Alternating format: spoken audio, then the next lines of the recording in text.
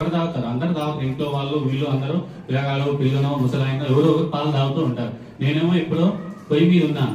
నేను శ్రీకృష్ణ పరమాత్మకి అందలేకపోతున్నాను పాల రూపంలో.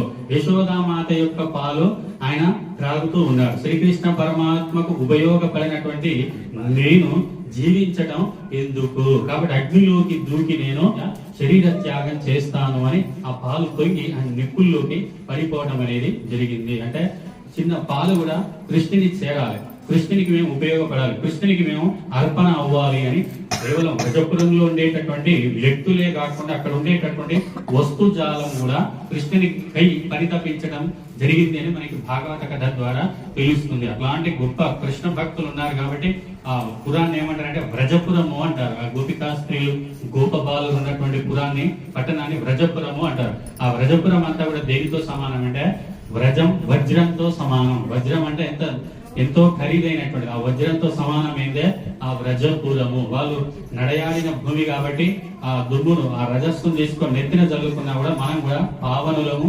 పవిత్రులము అవుతాము. కాబట్టి అట్లాంటి గొప్పనైనటువంటి కృష్ణ భక్తిని వాళ్ళు కలిగి ఉన్నారు.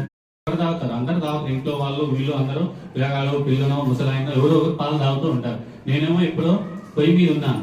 నేను శ్రీకృష్ణ పరమాత్మకి అందలేకపోతున్నాను పాల రూపంలో. యశోదామాత యొక్క పాలు ఆయన త్రాగుతూ ఉన్నారు. శ్రీకృష్ణ పరమాత్మకు ఉపయోగపడినటువంటి నేను జీవించటం ఎందుకు? కాబట్టి అగ్నిలోకి దూకి నేను శరీర త్యాగం చేస్తాను అని ఆ పాలు పొంగి ఆ నిప్పుల్లోకి పడిపోవడం అనేది జరిగింది. అంటే చిన్న పాలు కూడా కృష్ణుని చేరాలి, కృష్ణునికి మేము ఉపయోగపడాలి, కృష్ణునికి మేము అర్పణ అవ్వాలి అని కేవలం వ్రజపురంలో ఉండేటటువంటి వ్యక్తులే కాకుండా అక్కడ ఉండేటటువంటి వస్తుజాలం కూడా కృష్ణుని కై పరితపించడం జరిగింది అని మనకి భాగవత కథ ద్వారా తెలుస్తుంది. అట్లాంటి గొప్ప కృష్ణ భక్తులు ఉన్నారు కాబట్టి ఆ పురాన్ని ఏమంటారంటే వ్రజపురము అంటారు. ఆ గోపికా స్త్రీలు గోపబాలు ఉన్నటువంటి పురాన్ని పట్టణాన్ని వ్రజపురము అంటారు. ఆ వ్రజపురం అంతా కూడా దేనితో సమానం అంటే వ్రజం వజ్రంతో సమానం. వజ్రం అంటే ఎంతో ఖరీదైనటువంటి ఆ వజ్రంతో సమానమైందే ఆ వ్రజపురము. వాళ్ళు నడయాడిన భూమి కాబట్టి ఆ దుమ్మును ఆ రజస్సును తీసుకొని నెత్తిన జల్లుకున్నా కూడా మనం కూడా